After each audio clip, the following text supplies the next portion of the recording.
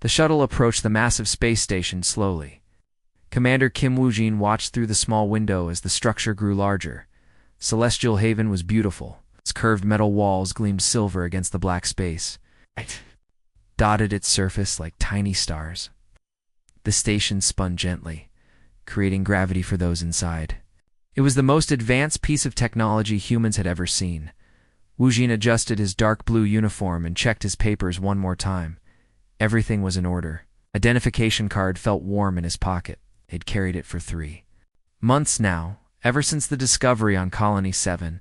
The card looked simple enough, just a small piece of metal with his name and rank.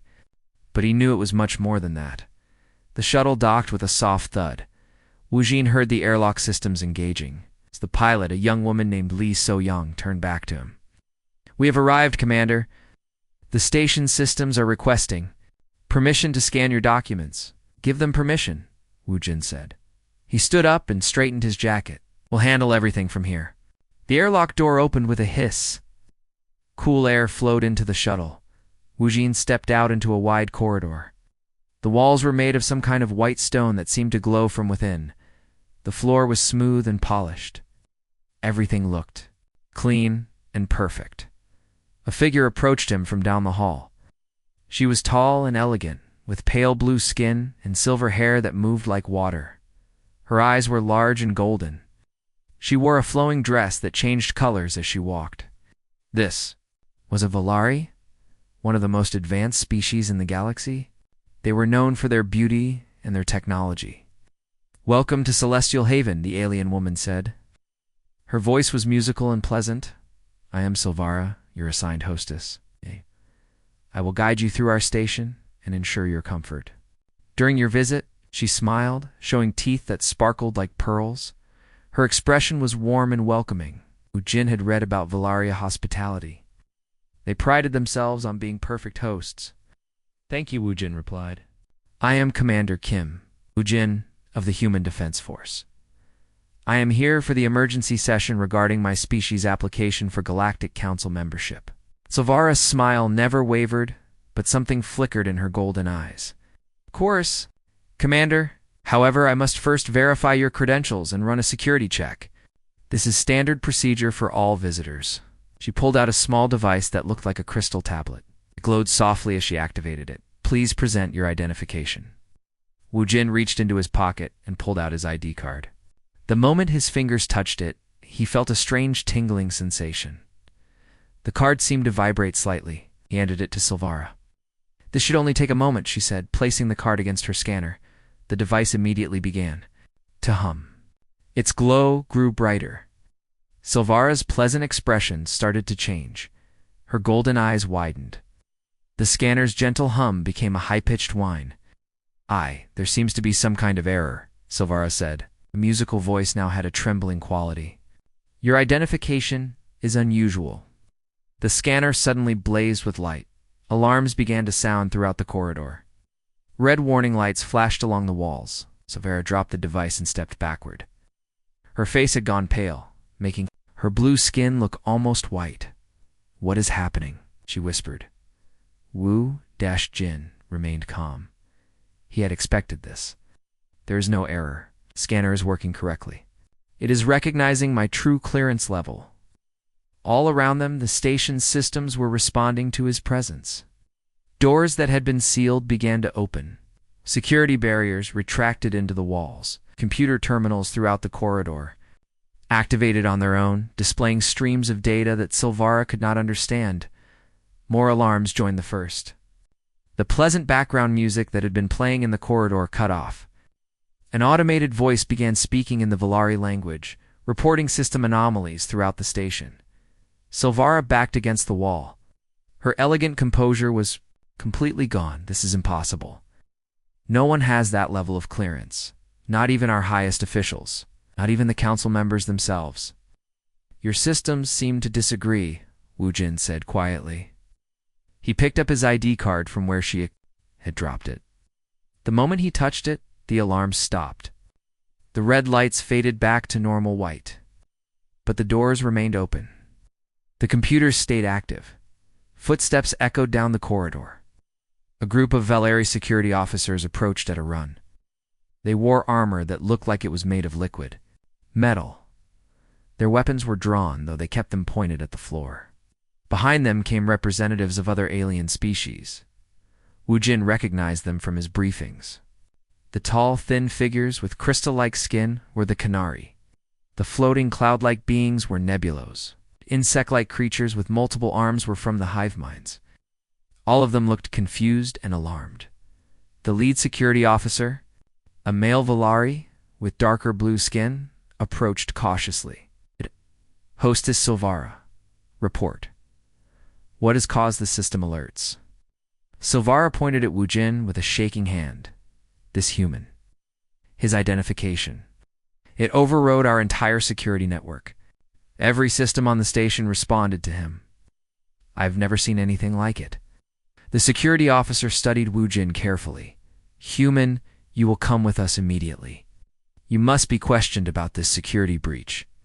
There has been no breach, Wu Jin said calmly. I am here on official business. The emergency session of the Galactic Council is scheduled to begin in 1 hour. I intend to be there. Possible, said one of the Vecanari, its crystal body chiming as it spoke. Humans do not have access to emergency sessions. Your species is still under review for basic membership, added a Nebulos, its gaseous form swirling with agitation. Your people just learned to travel between stars 50 years ago. You're babies compared to us. One of the hive mind representatives clicked its mandibles together. This must be some kind of trick. Some primitive human technology trying to fool our systems. Wu Jin looked at each of them in turn. These were beings whose civilizations were thousands of years old. They had technologies that humans could barely understand. They had conquered diseases, traveled between galaxies, and built wonders that defied imagination. Yet here they stood, confused and frightened by a simple ID card. I understand your confusion, Wu Jin said. But I assure you, there is no trick involved. My credentials are genuine. Your systems recognize them because they are designed to. Designed to. What do you mean? I mean, Wu Jin said that perhaps you should ask yourselves a more important question. If your technology recognizes my authority, who do you think built your technology in the first place? The corridor fell silent except for the gentle hum of the station's systems. Alien representatives looked at each other with growing unease. The implications of what Wu Jin was suggesting were too enormous to accept. That is impossible, the security officer finally said. Our technology is our own. Our civilization is ancient. Humans are newcomers to space. Are we? Wu Jin asked. Quietly, as if in response to his words, more systems throughout the station began to activate.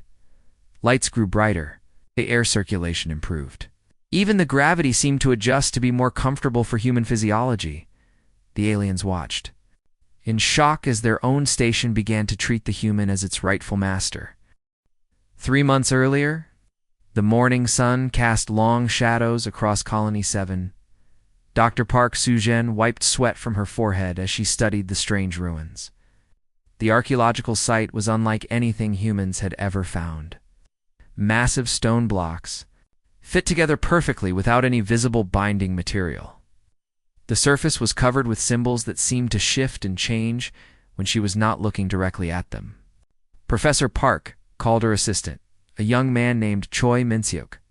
You need to see this immediately. Soo-Jin climbed down from the wall she had been examining. Choi stood beside a section of stone that had been cleared of dirt and plant growth. The symbols here were different. They glowed with a soft blue light. When did this start glowing? Soo-Jin asked. About 10 minutes ago. Right after the survey team activated their ground scanning equipment over there. Choi pointed to where other researchers were working with electronic devices. Soo-Jin knelt beside the glowing symbols. They looked almost familiar, like something from a half-remembered dream. She reached out carefully and touched one of the symbols with her finger. The moment her skin made contact, the entire wall lit up. Lines of light raced along the stone surface, connecting symbol to symbol. The ground beneath their feet began to vibrate gently. Everyone stepped back, Soo-Jin shouted. But instead of something dangerous happening, a section of the wall simply slid away. Behind it was a chamber filled with more glowing symbols and something that looked like a control panel. My God, whispered Choi. Professor, these ruins. They are not just old buildings. This is technology. Sujin stared at the revealed chamber. The control panel had screens that showed star maps and data streams in languages she did not recognize. But somehow looking at it felt natural, like coming home after a long journey. Contact the colonial government immediately, she said. Tell them we have found something that changes everything. Back on Celestial Haven, the present moment was full of tension. Commander Kim Woo-jin walked down the corridor, surrounded by alien security guards. Every few steps, another system would respond to his presence. Doors would open, lights would brighten, computer terminals would activate and display information. Silvara walked beside him, no longer the confident hostess she had been. Her golden eyes darted nervously as more station systems continued to react to the human. This should not be possible, she muttered. Our security protocols are the most advanced in the galaxy. Nothing should be able to override them so completely. Perhaps your protocols are not as advanced as you thought, Woo-jin replied calmly. They entered a large lift that would take them to the council chambers. The moment Woo-jin stepped inside, the lift's computer spoke in perfect Korean. Welcome, authorized user destination, Council Level 7. Would you prefer human atmospheric settings for this journey? The aliens in the lift stared in shock. Silvara's mouth fell open. The lift computer, ... It has never spoken Korean before. It should not even know that language exists. That it does, Woo-jin said. The security officer, whose name was Telmac, studied his scanner readings. Commander, I must ask you directly. What kind of technology are you carrying? Our sensors detect energy signatures that do not match any known human equipment. Woo-jin pulled out his ID card again. It looked so simple, just a piece of metal, with his name engraved on it. But when he held it, every alien device in the lift began to hum softly. This is not human technology, he said, at least not in the way you understand the term. The lift arrived at Council Level 7, the doors opened to reveal a grand chamber with a high ceiling and walls made of the same glowing stone as the rest of the station. Representatives from dozens of alien species filled the room. They had been waiting for the emergency session to begin. As Woo-jin entered, conversations stopped. Every being in the room turned to look at him. Some looked curious. Others seemed angry. Many appeared frightened. At the center of the chamber sat the council members. There were 7 of them, representing the oldest and most powerful civilizations in the galaxy. Counselor Prime Velteron of the Valari stood up. She was ancient, even by her species standards, with silver skin and white hair that reached the floor. Commander Kim Woo-jin, she said in a voice that carried across the entire chamber. You were not invited to this session. Humans do not yet have the right to attend council meetings. I am here by right of ancient protocol, Woo-jin replied. His voice was steady and clear. Murmurs spread through the assembled aliens. Ancient protocol was a term they all knew. It referred to the oldest laws of galactic civilization. Laws that had been written so long ago that most species had forgotten who created them. Counselor. Nexthon of the Nekanari chimed his crystal body angrily. Ancient protocol can only be invoked by the progenitor species, the ones who first built the Galactic network. They disappeared millennia ago, did they? Woo-jin asked. At that moment, every system in the council chamber responded to him at once. The lighting changed to match Earth's sunlight. The gravity adjusted to human normal. The air composition shifted. Even the temperature became more comfortable for human physiology. The alien representatives began to panic. Some stood up from their seats. Others activated their own defensive systems. The hive mind delegation clicked their mandibles in alarm, but the most shocking response came from the chamber's main computer. A voice that had not spoken in over 1,000 years suddenly filled the room.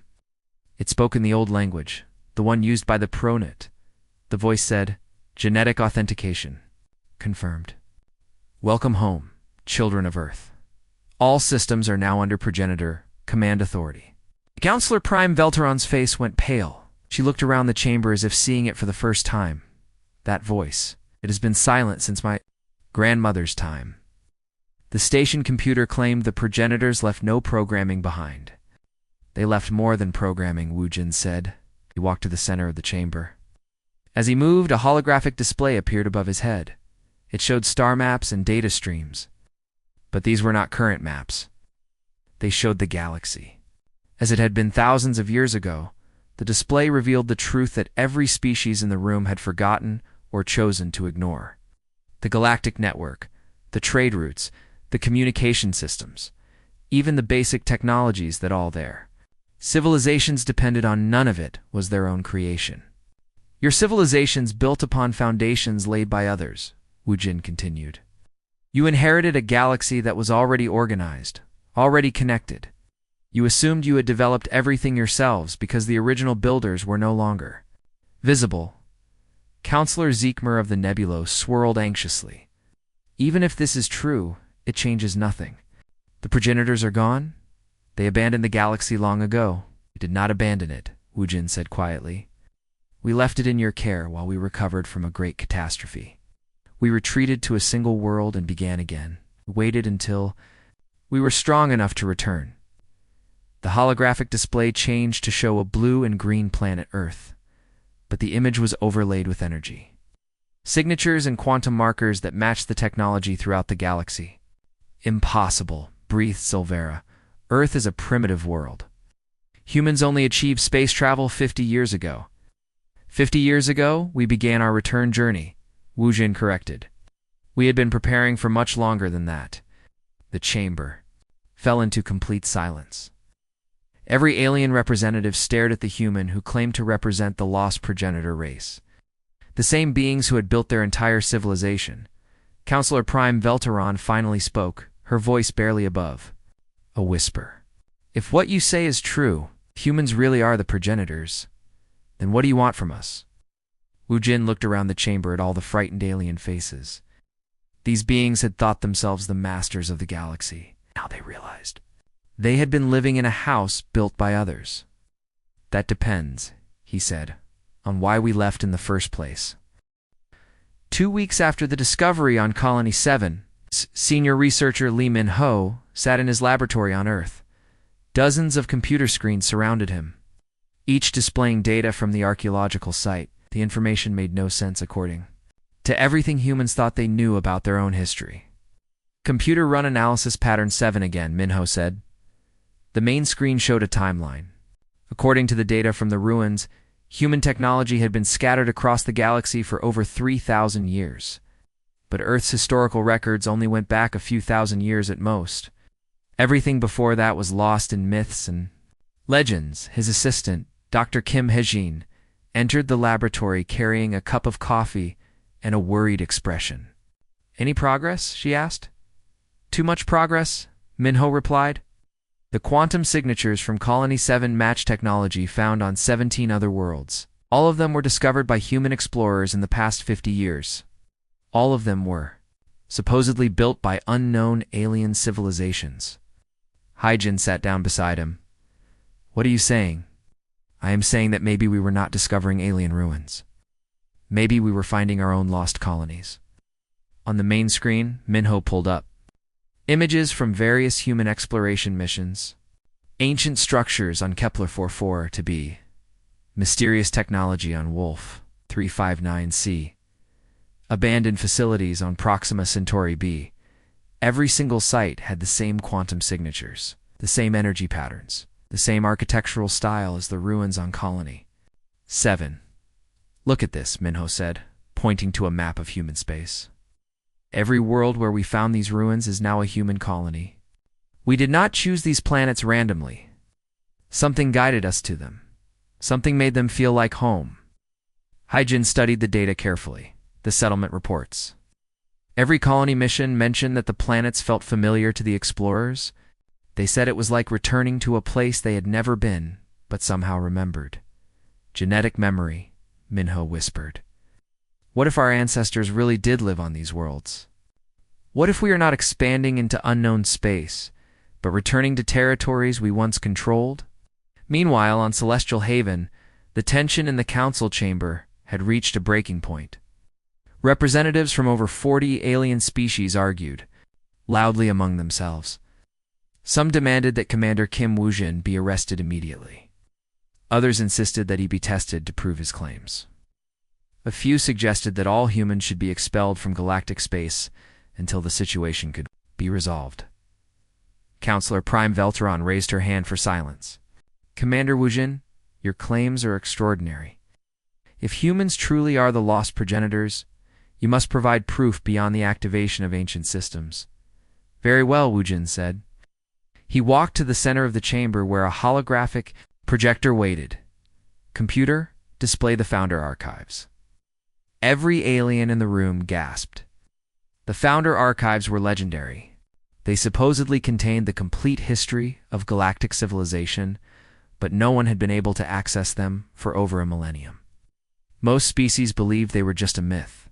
The holographic display activated. Images filled the air above. The chamber, star maps, technical diagrams, and historical records that had been locked away for thousands of years. The first image showed the galaxy as it had been long ago, instead of the hundreds of different civilizations that existed now. There was only one, a single species with colonies on thousands of worlds. The species looked exactly like modern humans. The Terran Empire, Woo-jin said quietly. That was what we called ourselves. We had spread across the galaxy, building the foundation that all of your civilizations now depend upon. The next image showed massive construction projects. Humans building the quantum communication networks that connected the galaxy. Humans creating the trade routes that still existed today. Humans establishing the laws and protocols that governed. Interstellar Civilization Counselor Nexton of the Nekanari chimed nervously. Even if this is true, what happened to this empire? Why did humans disappear? The holographic display changed again. This time, it showed something that made every being in the chamber step backward in fear. A darkness was approaching from outside the galaxy, something vast and terrible that consumed everything in its path. The Devourers, Woo-jin said, is what we called them. They came from the void between galaxies. They destroyed everything they touched. Planets, stars, entire solar systems disappeared into their hunger. The images showed the final days of the Terran Empire, desperate battles. In space, evacuation fleets carrying millions of humans away from their doomed colonies. Finally, a single planet left behind as the rest of the Empire retreated into hiding. Earth, breathed Silvera. You retreated to Earth, not retreated, Woo-jin corrected. We executed the final protocol.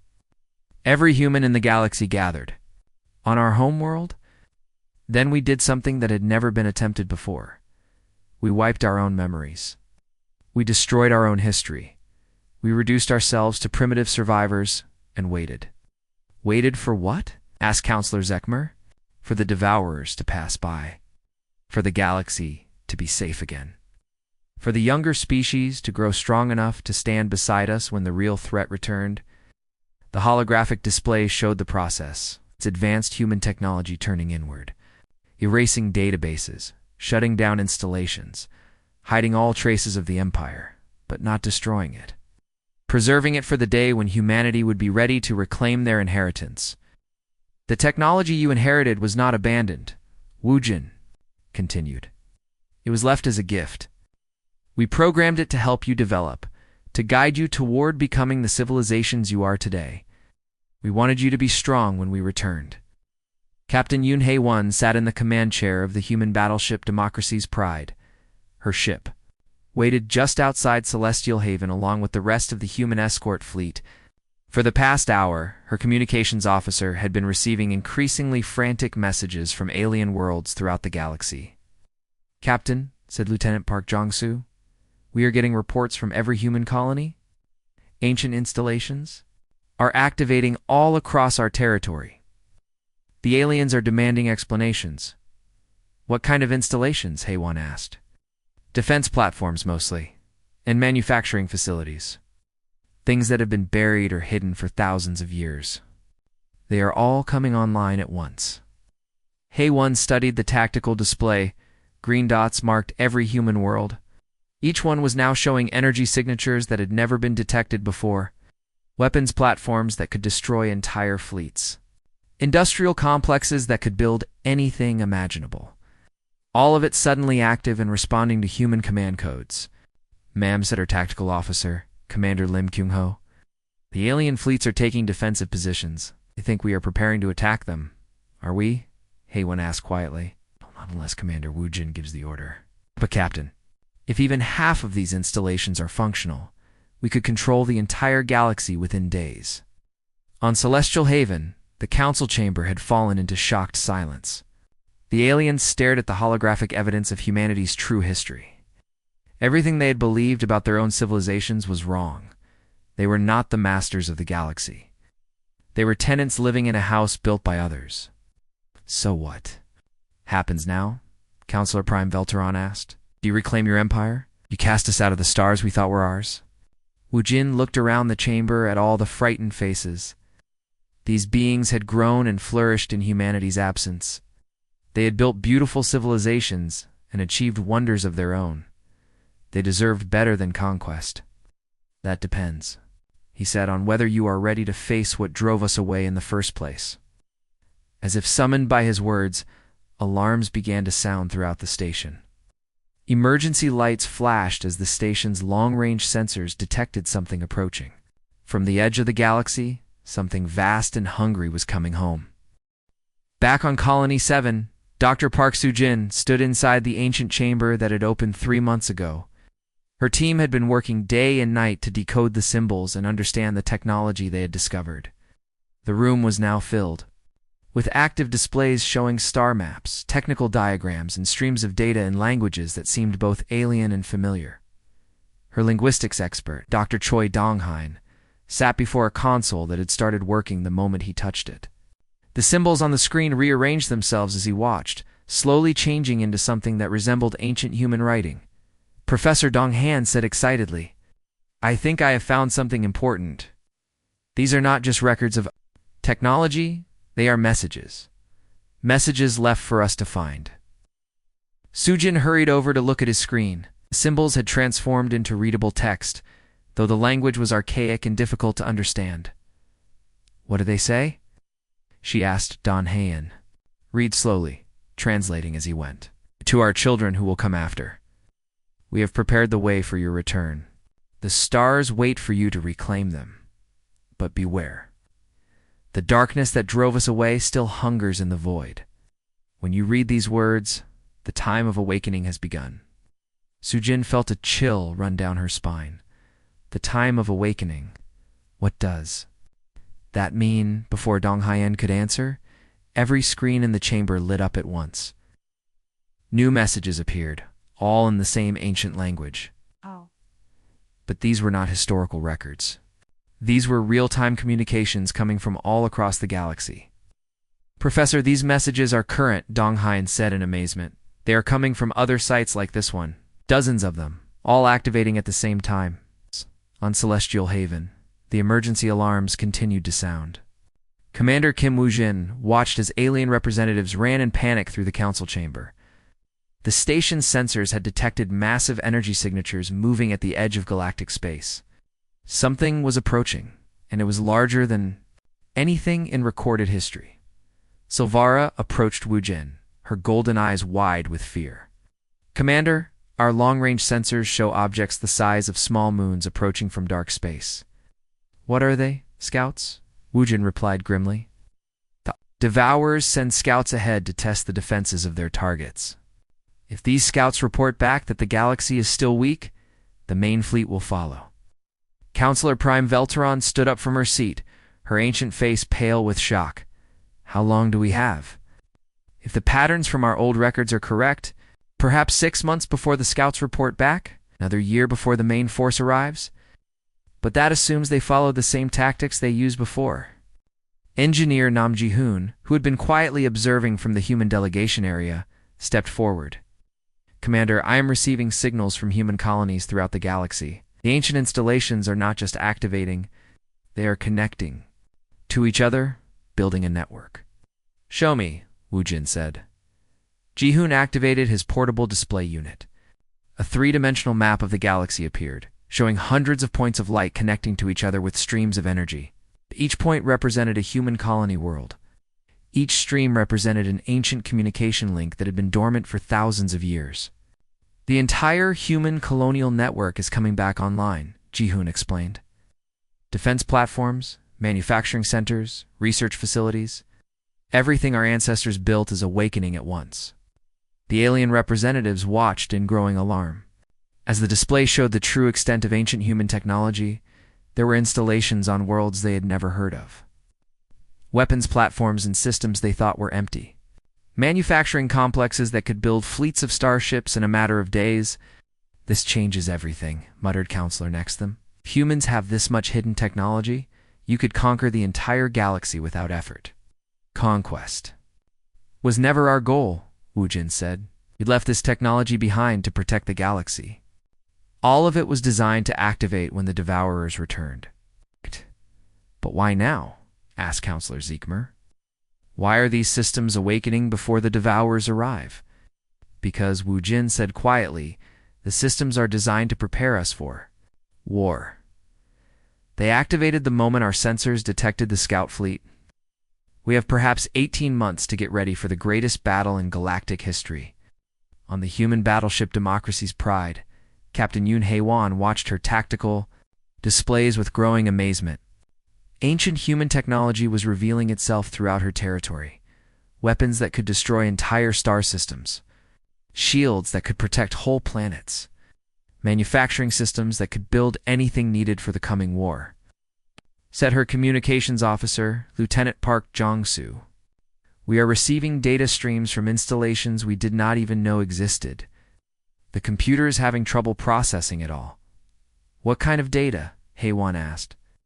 "Technical specifications, tactical manuals, strategic plans. Everything we would need to fight a war against an enemy from outside the galaxy. It's like our ancestors left us a complete instruction manual for defending against the Devourers." Commander Lim Kung-ho looked up from his station. "Captain, the alien fleets are repositioning again. They're more frightened now than before. Some of them are requesting permission to retreat to their home systems." Hae-won understood their fear. In the past few hours, humanity had revealed technology that made every other species in the galaxy look primitive by comparison. The aliens must be wondering if humans plan to use this power against them. "Open a channel to all alien vessels," she ordered. "Channel open, Captain," says Captain Yoon Hae-won of the Human Defense Force. "I know many of you are frightened by what you have seen today. You think we might use our technology against you. But understand this. Everything we have revealed exists for one purpose only: to defend this galaxy against an enemy that wants to devour everything we have all built together." She paused, letting her words sink in. "In 18 months, scouts from the Devourer fleet will report back to their masters. When they do, an invasion force will come that makes our current technology look like children's toys. We can face this threat together, or we can all die separately." Back in the council chamber, the holographic display had changed again. Now it showed detailed scans of the approaching scout vessels. They were unlike anything the current galactic civilizations had ever seen. Dark ships that seemed to absorb light rather than reflect it. Vessels that moved through space without any visible means of propulsion. "How many of them are there?" Silvera asked, her voice barely above a whisper. "The sensors count 12 scout ships," Woo-jin replied. "Each one carries enough firepower to destroy everything in this star system. And the main fleet? According to our historical records, the main Devourer fleet contains over 10,000 ships. Each one is larger than your biggest space stations. They have weapons that can crack planets in half, and technology that can drain the energy from entire stars." The chamber fell silent. Every alien representative understood what they were facing. An enemy so powerful that the greatest civilization in galactic history had been forced to destroy itself rather than fight them directly. "But we are not the same species that fled from them before," Woo-jin continued. "We have spent 3,000 years preparing for their return, and we are not alone this time." He gestured to the assembled alien representatives. "Your civilizations have grown strong in our absence. You have developed technologies we never imagined. You have become capable of things we could not achieve alone." "What are you proposing?" asked Counselor Prime Velteron. "An alliance," Woo-jin said. "Not human dominance over other species. not a return to the old empire. A true partnership between all the civilizations of this galaxy. Humans will share our ancient knowledge and technology. You will contribute your own innovations and strengths. Together, we will build a defense that the Devourers cannot break. For a moment, hope flickered in the chamber. Then the long-range sensors detected something new. The 12 scout ships had stopped their advance toward the galaxy's edge. We're turning around, heading back toward the void between galaxies. They are leaving, Silvera said. Does that mean we are safe? Wu Jin shook his head grimly. No, it means they have seen enough. The scouts are returning to report that the galaxy is inhabited and defended. The invasion fleet will begin moving toward us within days. The holographic display showed new calculations.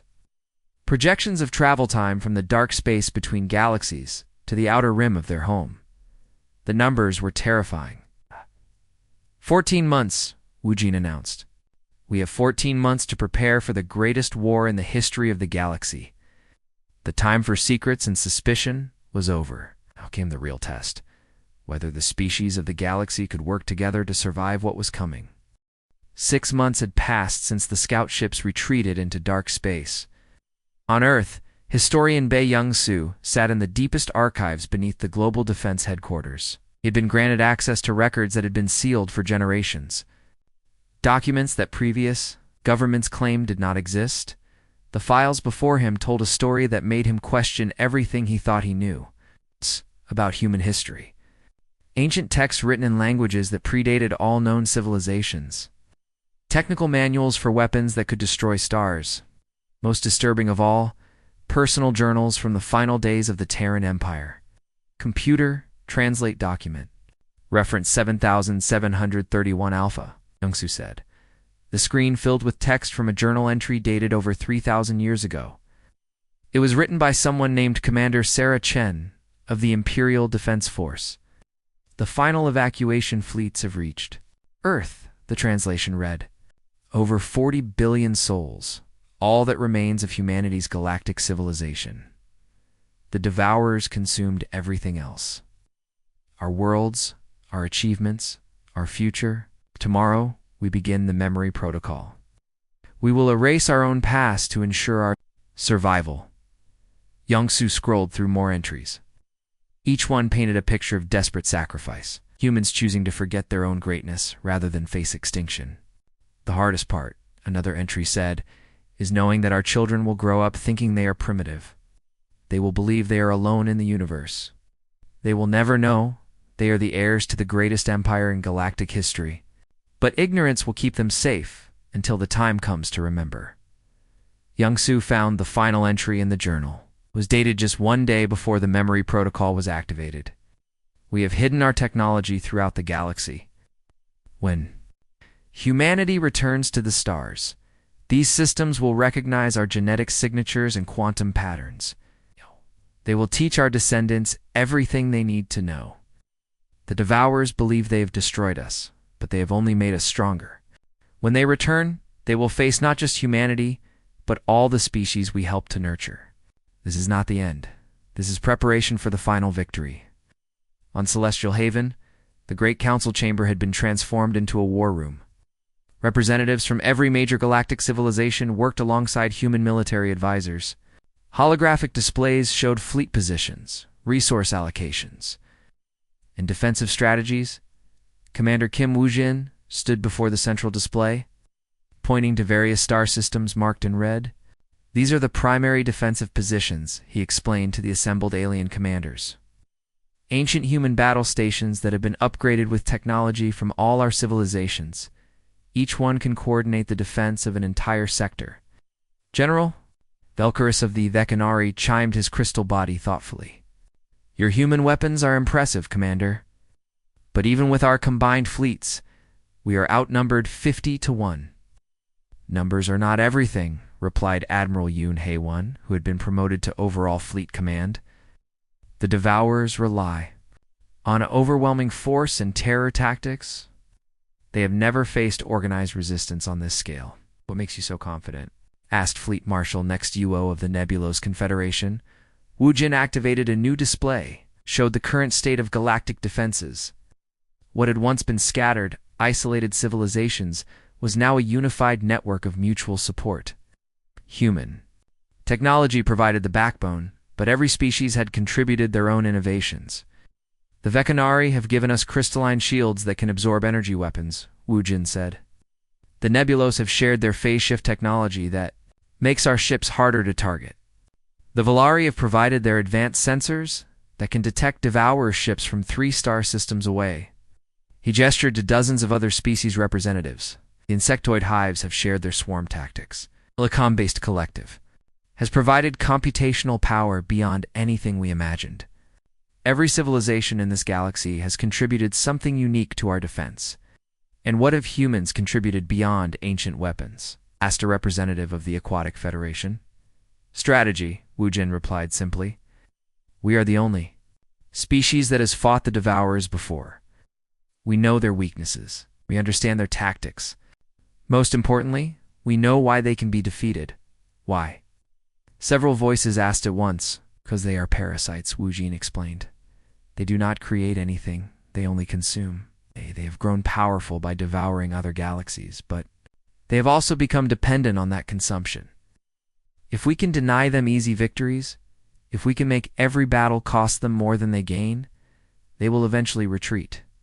Engineer Nam Ji-hoon, now serving as head of technological integration, stepped forward. The ancient human records contain detailed analysis of devourer biology and technology. They are not invincible. They can be hurt, and they can be killed. But only if we work together. On the Human Research Station, orbiting Colony 7, Dr. Park Soo-jin made a discovery that changed everything. Deep in the ancient archives, she found files that had been sealed with the highest security protocols. Files that could only be opened when specific conditions were met. Dr. Choi, she called to her linguistics expert, I need you to see this immediately. Dong Haeun hurried over to her workstation. The screen showed a document unlike anything they had found before. Instead of technical specifications or historical records, this appeared to be a personal message. Is addressed to the future leaders of humanity, Dong Haeun said as he translated. It was written by someone called the Final Commander. Soo-jin read over his shoulder as the translation appeared. My children of tomorrow, if you are reading this, then the Devourers have returned. You have discovered your true heritage and awakened the sleeping guardians. But there is one final secret you must know, the message continued. The memory protocol was not just about forgetting our past. It was about changing our fundamental nature. We were once conquerors, like the Devourers themselves. We ruled the galaxy through superior technology and military might. But power corrupted us. We became everything we now fight against. Soo-jin felt her heart racing as she read the next section. The catastrophe that drove us to Earth was not just the Devourer invasion. It was the realization that we had become monsters ourselves. The memory protocol erased not just our knowledge, but our worst impulses. You are not the same species that built the first empire. You are what we chose to become. You are humanity reborn. The final part of the message was both hope and warning. The Devourers can be defeated, but not through conquest. They must be shown a better way. You have the power to destroy them utterly, but that path leads only to becoming what they are. Choose carefully. The future of not just this galaxy, but all galaxies, depends on the choice you make. Council Chamber Commander Wu Jin finished briefing the assembled leaders on the final defensive preparations. Grit's alliance was as ready as it could be. Ships from 100 worlds waited at strategic positions throughout the galaxy. Weapons that could crack planets stood ready to fire. Shields that could protect entire star systems hummed with power. The long-range sensors detect the main Devourer fleet approaching the galactic rim, reported Communications Officer Lee So-young. Estimated time of arrival, 6 days. A hush fell over the chamber. After months of preparation, the moment of truth was finally at hand. How many ships? Asked Admiral Hae-won. Over 12,000, So-young replied. Each one larger than our biggest battle stations. The alien representatives exchanged worried glances. Even with all their preparations, the enemy force was larger than anyone had imagined. There is something else, Wu Jin said quietly. Something? I have not told you about the final battle plans. He activated a new display. It showed a single ship design, unlike anything they had seen before. Sleek and powerful, but also somehow different from the weapons of war surrounding it. This is the Harbinger of Peace, Wu Jin explained. The most advanced ship ever built by human technology. It carries no weapons, no shields, no armor. What is its purpose? Asked Counselor Prime Velteron. To offer the Devourers a choice, Wu Jin replied. Humanity learned long ago that some enemies cannot be defeated by force alone. Sometimes the only way to win is to show them a better path. The chamber erupted in arguments. Many of the alien representatives thought the idea was insane. Others wondered if humans had lost their minds, but Wu Jin remained calm. In 6 days, we will discover whether the greatest victory is achieved through destruction or redemption. Outside, in the darkness between stars, the Devourer fleet continued its approach. They expected to find the same weak, scattered civilizations they had consumed in countless other galaxies. They had no idea they were about to face something completely new. It's an enemy that wanted to save them rather than destroy them. The Devourer fleet emerged from dark space like a nightmare made real. Thousands of massive ships, each one darker than the void around it, moved toward the galaxy's edge with terrible purpose. Their hulls seemed to absorb all light, creating holes in space itself. On the bridge of democracy's pride, Admiral Yoon Haewon watched the enemy approach through her tactical displays. The combined fleets of the Galactic Alliance waited in carefully planned positions throughout the outer systems. Every species that called the galaxy home had sent their best ships and crews. Admiral, reported her sensor officer, Lieutenant Kim Jae-sung. The enemy fleet is larger than our estimates. We count over 15,000 ships. Some of them are the size of small moons. Are our forces in position? Haewon asked. All Allied fleets report ready, replied Communications Officer Park Jong-soo. The Decanari crystal ships are holding the northern approach. The nebulous cloud formations cover the eastern quadrant. Human battle stations control the central. Zones. Haewon nodded. Everything was as ready as it could be, but she knew that conventional warfare alone would not win this battle. The real hope lay with a single, unarmed ship that was already moving toward the enemy fleet. The Harbinger of Peace flew alone through the darkness between stars. Commander Kim Woo-jin stood on its bridge, watching the Devourer Armada grow larger on his screens. The ship carried no weapons, no shields, and no armor. Its only protection was the message it carried. Commander, said his pilot, Captain Lee Min-seok, we are approaching communication range of the enemy fleet. It will detect us in approximately 3 minutes. Open all channels, Wu Jin ordered. Broadcast on every frequency we have. Channel open, sir. Wu Jin took a deep breath. Everything that humanity had worked toward for 3,000 years depended on the next few minutes. This is Commander Kim Woo-jin of the Human Terran Republic, speaking for the Galactic Alliance. We know who you are. We know what you have done. We also know what you once were before the hunger consumed you. The Devourer fleet continued its advance, but Wu Jin noticed that their formation had changed slightly. They were listening. Your species was not always destroyers, he continued. Our ancient records show that you were once explorers, like us. You traveled between galaxies seeking knowledge and beauty, but somewhere in your journey, you lost yourselves. The hunger for power became stronger than your desire to create. On Celestial Haven, alien leaders watched the confrontation through long-range sensors. Dr. Park Soo-jin had been brought to the station to help analyze the Devourer response to humanity's message. Are they responding? Asked Counselor Prime. Velteron. Not yet, Soo-jin replied, studying the energy readings from the enemy fleet, but their ships are slowing down. Something is happening. Engineer Nam Ji-hoon monitored the technical aspects of the communication. The Devourers are scanning the Harbinger of Peace intensively. They seem confused by a ship with no weapons. That is the point, said Silvara, who had become one of humanity's strongest supporters. They have never encountered an enemy that refused to fight back. On the Harbinger of Peace, Commander Wu Jin continued his broadcast. We offer you a choice that no one has offered before. We will not surrender to you. We will not run from you. We will also not become like you. We choose a different path." Finally, a response came from the Devourer fleet. The voice was ancient and filled with terrible hunger, but underneath it, Wu Jin could hear something else. Loneliness, desperation, a species that had forgotten how to be anything except predators. "Small beings," the voice said. "You speak of choice. There's no choice. There's only hunger, only consumption. Only the emptiness that must be filled. The emptiness can be filled in other ways," Wu Jin replied calmly. "Through creation instead of destruction. Through cooperation instead of conquest.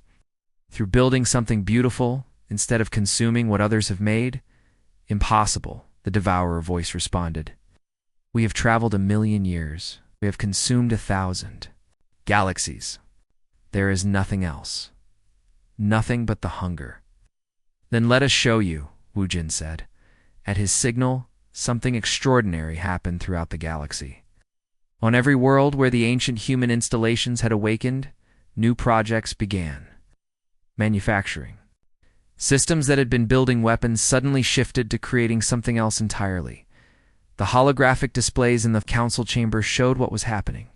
Across hundreds of star systems, massive construction projects were beginning. Not weapons or defenses, but something the galaxy had never seen before.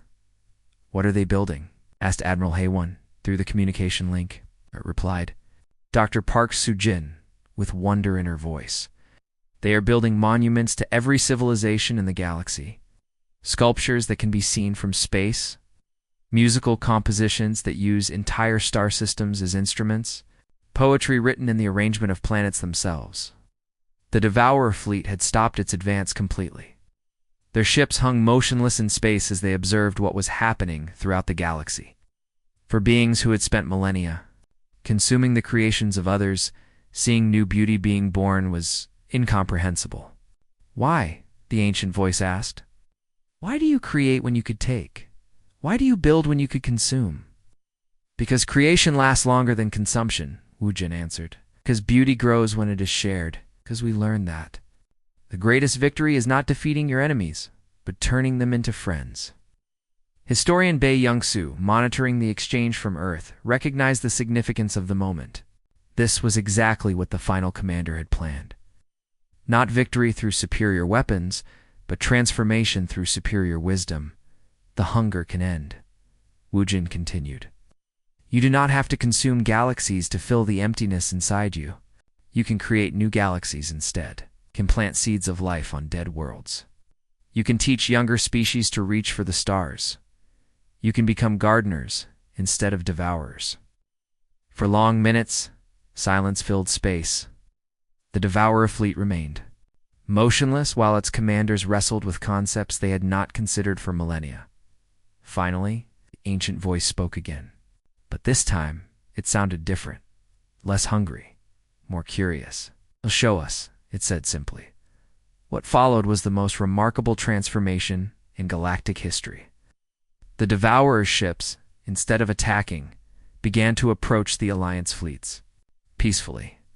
Their dark holes gradually brightened as internal lights were activated for the first time in ages. The beings who emerged from the ships were not the monsters everyone had expected.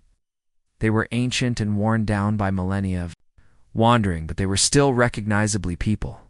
People who had simply forgotten how to be anything except afraid and hungry captain.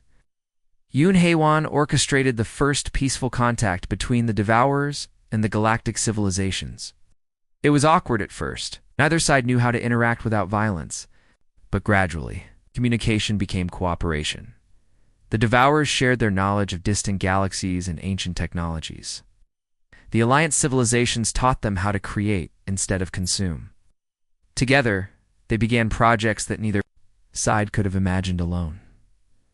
Commander Kim Woo-jin returned to Celestial Haven as a hero, but he rejected all offers of political power. Instead, he chose to work with the newly established Galactic Cooperation Council, helping former enemies learn to work together. "What happens now?" Counselor Prime Velteron asked during the first joint session between the Alliance and the Reformed Devourers. "Now we build," Wu Jin replied. We explore new galaxies not to conquer them, but to help them flourish. We become what our ancestors dreamed of being, not rulers of the universe, but gardeners of it. Dr. Park Soo-jin established the first interspecies Archaeological Institute, dedicated to preserving the history of all civilizations and preventing the mistakes of the past from being repeated. Engineer Nam Ji-hoon led the technical integration teams that helped merge technologies from dozens of species into tools for creation rather than destruction. The ancient human installations throughout the galaxy were converted from weapons of war into centers of learning and creativity. Each one became a beacon of cooperation between species that had once been enemies. Years later, as new ships launched toward distant galaxies carrying teachers instead of conquerors, Commander Woojin stood again on Celestial Haven. The station had been expanded and beautified, becoming a symbol of what could be achieved through cooperation. Silvara joined him at the observation deck, now serving as the first director of interspecies relations. "Do you think it will last?" she asked. "This peace we have built. Nothing lasts forever," Woojin replied. "But each generation gets to choose what kind of universe they want to live in. We chose to build instead of destroy. Hopefully our children will make the same choice."